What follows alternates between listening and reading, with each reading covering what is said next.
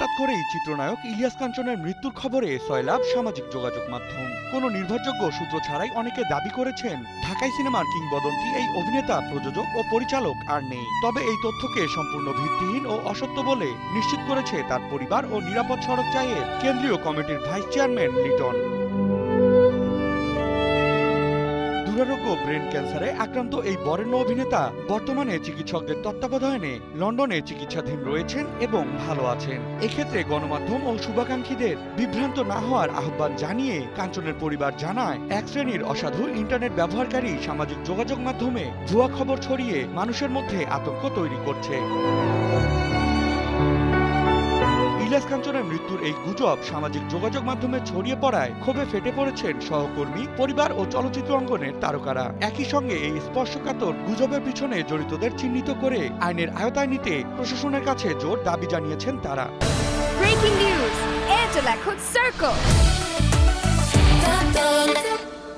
আজকে দুঃখের সঙ্গে আপনাদের সঙ্গে কয়েকটা কথা শেয়ার করব। ফেসবুক দেখতে দেখতে হঠাৎ করে দেখলাম কয়েকজনের পোস্ট, সেখানে আছে ইলিয়াস কাঞ্চন সাহেব মারা গেছে। খুবই দুঃখজনক যে আপনারা কেউ কেউ মিথ্যে ইনফরমেশন পোস্ট করে মানুষের মৃত্যু নিয়ে আপনারা মিথ্যে ইনফরমেশন গুলো দিচ্ছেন শুধুমাত্র ফেসবুকের ভিউয়ার্স পাওয়ার জন্য।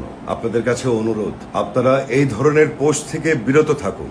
একটু আগে লন্ডনে কাঞ্চন ভাইয়ের বড় ছেলে জয়ের সঙ্গে কথা হলো। ভাইয়া ভালো আছেন, সুস্থ আছেন, আজকেও ডাক্তারের চেকআপে ছিলেন। আপনারা সবাই দোয়া করবেন যাতে করে আমাদের চলচ্চিত্রের অহংকার সুপারস্টার ইলিয়াস কাঞ্চন সাহেব আবার সুস্থ হয়ে আমাদের মাঝে ফিরে আসে। উনি ভালো আছেন, সুস্থ আছেন। অন্যদিকে এই গুজব ঘিরে সামাজিক মাধ্যমে বাংলাদেশ চলচ্চিত্র শিল্পী সমিতির সাধারণ সম্পাদক জয় চৌধুরী জানিয়েছেন, তার সঙ্গে কয়েক দফা ইলিয়াস কাঞ্চনের পরিবারের কথা হয়েছে। তিনি চিকিৎসাধীন রয়েছেন এবং আগের তুলনায় সুস্থ রয়েছেন। এ সময় তিনি সকলকে গুজব না ছড়াতে অনুরোধ করেন। সম্প্রতি ইলিয়াস কাঞ্চন যখন 10 দিনের জন্য দেশে এসেছিলেন, তখন অভিনেতা আলমগীর, মিশা সওদাগর, সুচন্দা, চম্পা, শবনম, আনোয়ারা ও রোজিনা সহ অনেক সহকর্মী তার সঙ্গে দেখা করেন। তারা সামাজিক যোগাযোগ মাধ্যমে ভিউ পাওয়ার জন্য একজন জীবন্ত মানুষের নামে এমন সংবেদনশীল তথ্য ছড়ানোর তীব্র নিন্দা জ্ঞাপন করেছেন। বিনোদন ডেস্ক, নিউজ 24।